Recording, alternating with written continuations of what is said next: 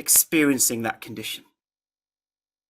So for long COVID, that may well have been when you first had the COVID-19 infection, or it may have been when you had a flu or some kind of stomach bug that may have triggered chronic fatigue syndrome or ME, glandular fever. Or in the case of fibromyalgia, it may have been, once again, an infection or some kind of physical accident or localized pain syndrome. In the case of mold, it may have been exposure to mold, and a whole host of other conditions that people are using the program for. Whatever that initial event was, the brain decided at that point in time, maybe correctly, that you needed to trigger your immune system and over-trigger a response. And now, the danger, or the threat at least, is no longer there, or no longer there at the severity it was at the beginning. But our system, our nervous system and immune system, is still responding as if the danger is still present. And in some of these conditions, the brain is not only responding to these external factors, it's also responding to our own internal symptoms, creating this vicious cycle. And on page 39 of your manual, as you know, it's this particular diagram here. And so that particular diagram is the one that shows us how the brain and body are reacting to each other, and also shows us the influence of the conscious and unconscious mind. And so with that diagram in mind, we are now aware that somewhere we've got to stop this particular diagram.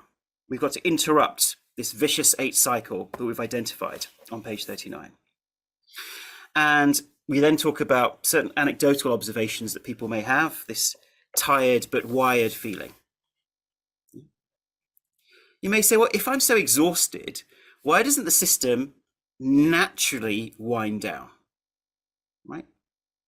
Why am I feeling overstimulated and tired? How can that be possible at the same time? What's going on? And there can be a very simple explanation for this. When you're in danger, this danger response is designed for short periods of time. And we call that the fight or flight response in terms of the nervous system. But secondly, even with the immune system is meant to be triggered for short periods of time until the threat is abated, or certainly at that extreme level. But in this particular situation, if the brain thinks that you're continuously and constantly in danger, what do you think it will do? It will continue to trigger that immune response, especially if it thinks the very symptoms in your body are dangerous.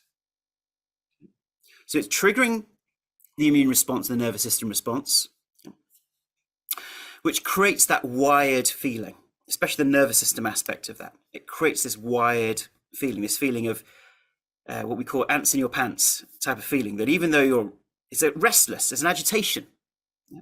And at the same time, there's exhaustion, because the nervous system, once again, short periods of time, short bursts of energy when it's triggered in the fight or flight response.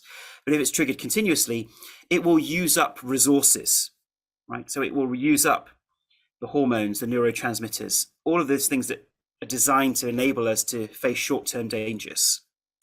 And in using that all up, it then means that your body is no longer responsive, which is why, even though we talk about sympathetic response and sympathetic arousal, when they do tests on many patients, especially in chronic fatigue syndrome, they find that the body can't trigger enough cortisol.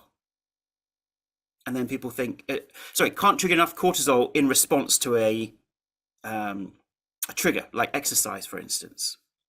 And so people think, well, maybe the nervous system is understimulated. Well, no, what's happening is it's been overstimulated, and therefore it can no longer respond effectively to the needs of the body. It's used its energy and resources up. And therefore, you can have that tired but wired feeling. Overstimulate, use up resources, then feel exhausted. And sometimes we can even oscillate between the two. We can sometimes feel really quite wired and sometimes very, very exhausted, where we just can't feel wired anymore. So sometimes they can be opposite, sometimes they can occur together. And then that second anecdotal observation, hypervigilance, yeah, where almost our brain's resources are being used up to try and figure out a solution.